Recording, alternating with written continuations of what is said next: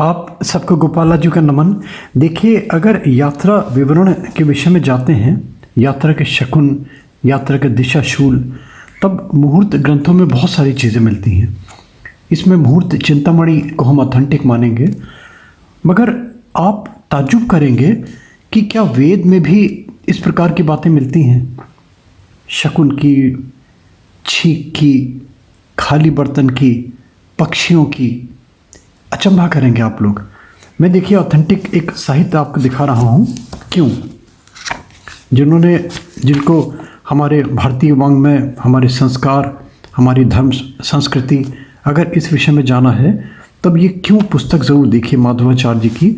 और हम इसको इसलिए ऑथेंटिक मानते हैं कि ये बहुत ही तार्किक पक्ष लेके चले हैं ये, और इसके कहीं कहीं इन्होंने वैज्ञानिक प्रस्तुति भी दी है, प्रूफ किया है इन्होंने साइंटिफिकली। इसको लॉजिकली तो है ही सारी चीज़ें। और सबसे बड़ी चीज़ जो इसकी भूमिका लिखी है ना, वो कोई साधारण नहीं, करपात्र स्वामी जी की लिखी हुई इसकी भूमिका है। इसको भी ऑथेंटिक मानेंगे। देखिए, इसमें अगर जाएं आप यात्रा विवरण में, तो संस्कृत के इसमें वेद की ऋचाएँ मिलती हैं। इसमें अथर्ववेद का इसमें जिक्र आता है ना। संस्कृत तो आप स्वयं पढ़ लीजिएगा, यात्रा विज्ञान, पूरा शास्त्रीय स्वरूप क्या है इसका आप देख रहे हैं ये।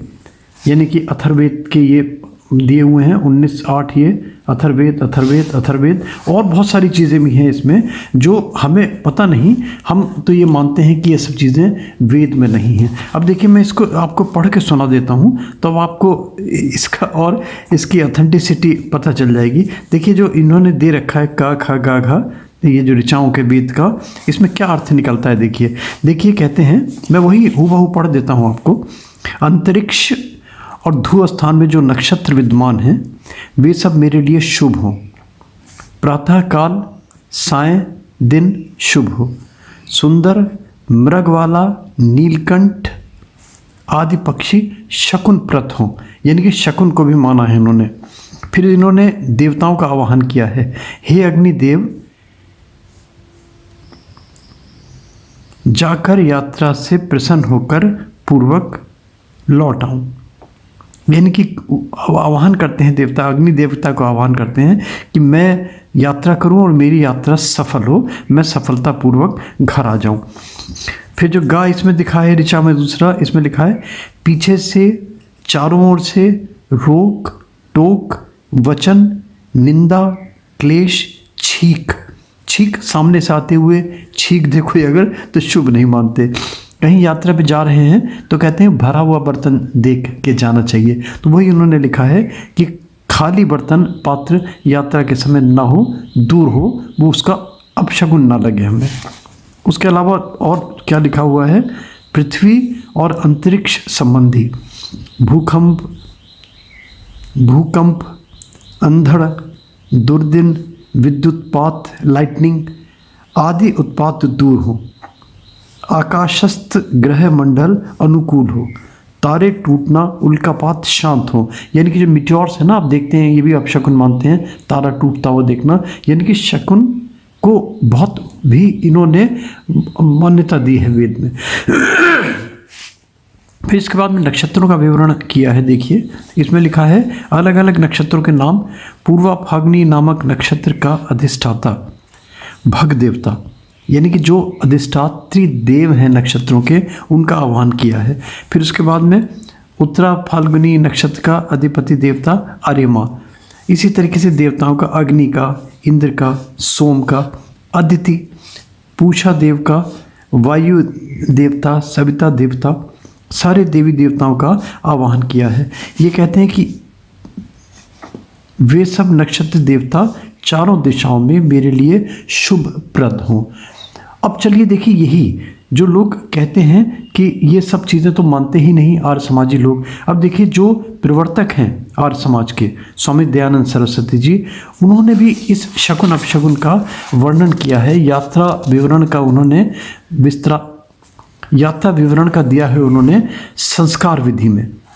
आप अगर चाहते हैं तो संस्कार विधि नामक चीज़ भी आप देख सकते हैं। इसी तरीके से इंद्रदेव, यानी कि पूरे का पूरा इन्होंने देवताओं का जो स्वामी हैं विभिन्न नक्षत्रों के, उन नक्षत्रों का आवाहन किया है कि यात्रा के समय वो शुभप्रद सिद्ध हो।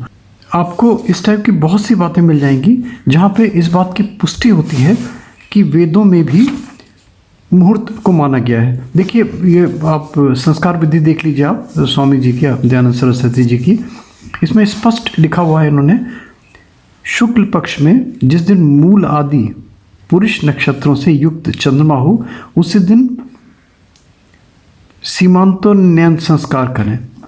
फिर उन्होंने लिखा है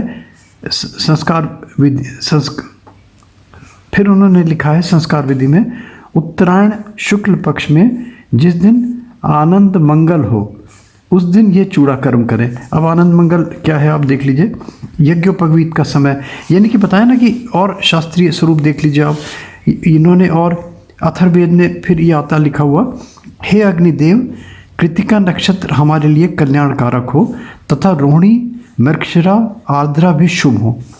चंद्रमा और उससे संबद्ध समस्त ग्रह और राहु सहित सब सौर ग्रह कल्याणप्रद हो। यानी कि इसमें वेद में ग्रहों का जिक्र है, नक्षत्रों का जिक्र है, और इसके साथ साथ ये भी जिक्र है कि हमारे लिए ये अशुभ ना हो, शुभ हो।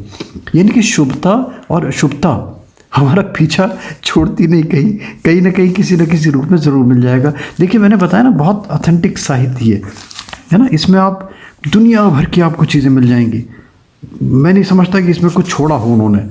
जीवन जन्म से लेके और मृत्यु पर्यंत तक सारी की सारी चीज़ें, संस्कार है ना, प्राणायाम, तेल मर्दन क्यों, यानी कि जहाँ क्यों प्रश्न उठता है ना व्यक्ति के मन में, क्यों भोजन क्यों लें, भोजन क्यों, मतलब क्यों जहाँ शब्द आएगा, पूजा क्यों करें, गर्भाधान क्यों करें, हवन क्यों करें, ये सारी की सारी चीज़ें है ना, वानप्रस्थ क्यों लें, मृत्यु सज, ये 2 भागों में है पुस्तक वाली।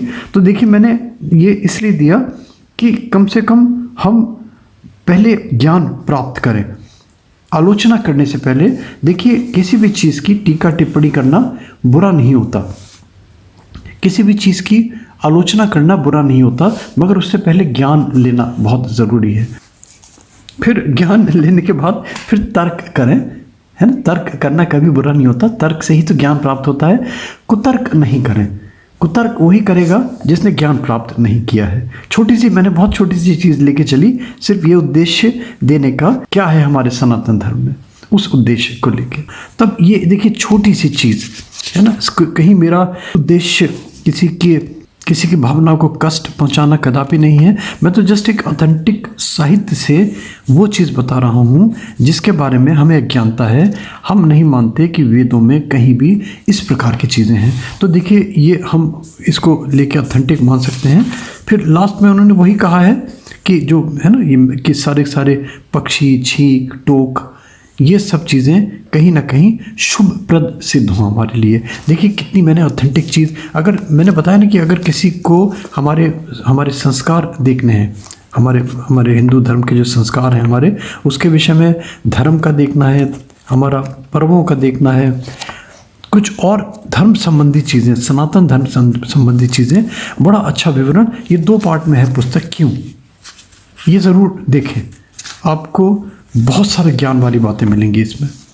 थैंक यू दोस्तों, थैंक्स फॉर हेयरिंग गोपालाजी। बस एक रिक्वेस्ट, अगर अच्छा लगता है तो प्लीज़ लाइक करें, सब्सक्राइब करें, फॉरवर्ड करें, नोटिफिकेशन बेल आता है ना छोटा सा, इसमें प्लीज़ ज़रूर क्लिक कर दिया करें। इससे आपको हमारे रेगुलर अपडेट्स मिलते रहेंगे।